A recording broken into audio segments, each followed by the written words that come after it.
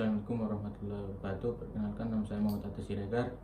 Nomor induk mahasiswa atau NIM 07115 22009, kelas AE 22X, Prodi Ilmu Hukum, dan saya akan membawakan mata kuliah Hukum Internasional. Pada kesempatan kali ini akan mempresentasikan mengenai tanggung jawab negara terhadap pelanggaran hak asasi manusia dari hukum internasional. Yang pertama, pengertian hak asasi manusia. Hak asasi manusia selanjutnya disingkat dari HAM adalah seperangkat hak yang melekat pada hakikat dan keberadaan setiap manusia sebagai makhluk Tuhan Yang Maha Esa dan merupakan anugerahnya yang wajib dihormati, dijunjung tinggi, dan dilindungi negara, hukum, pemerintah, dan setiap orang demi kehormatan serta perlindungan harkat dan martabat manusia. Keberadaan hak dan hak asasi ini perlu mendapatkan pengakuan dari negara untuk mengakui bahwa hak-hak asasi atau hak-hak dasar rakyat atau warga negara dijamin hidup dalam peraturan perundang-undangan mereka, baik yang lahir dari komitmen bersama semua elemen komponen bangsa melalui proses pembentukan legislasi bersama lembaga wakil rakyat maupun karena komitmen untuk menjadi bagian dari masyarakat internasional yang berada dengan mengadopsi konvensi-konvensi internasional.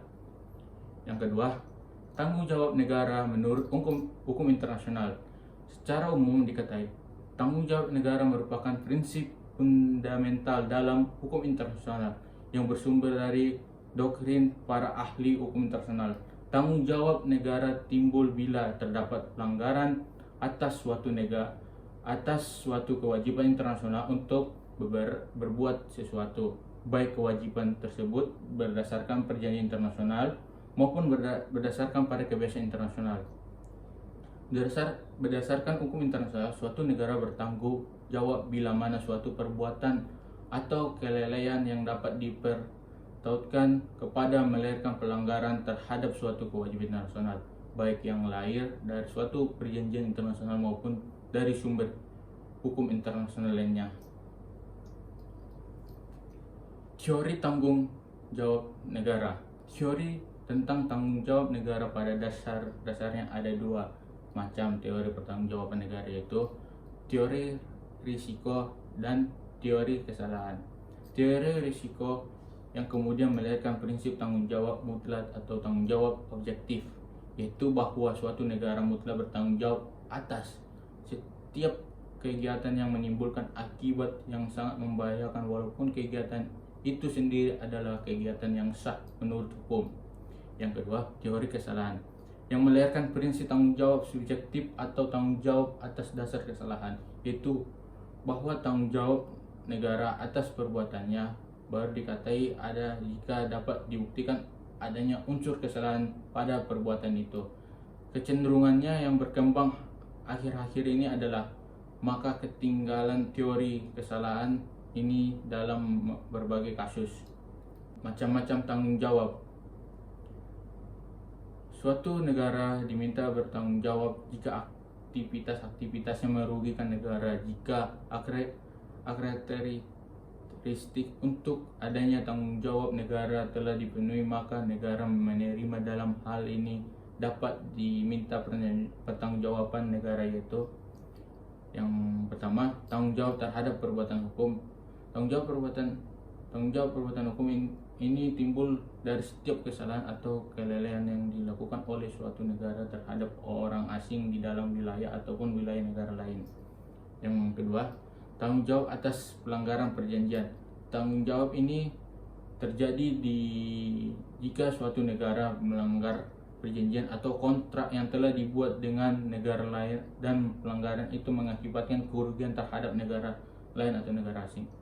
Yang ketiga, tanggung jawab atas konsensi.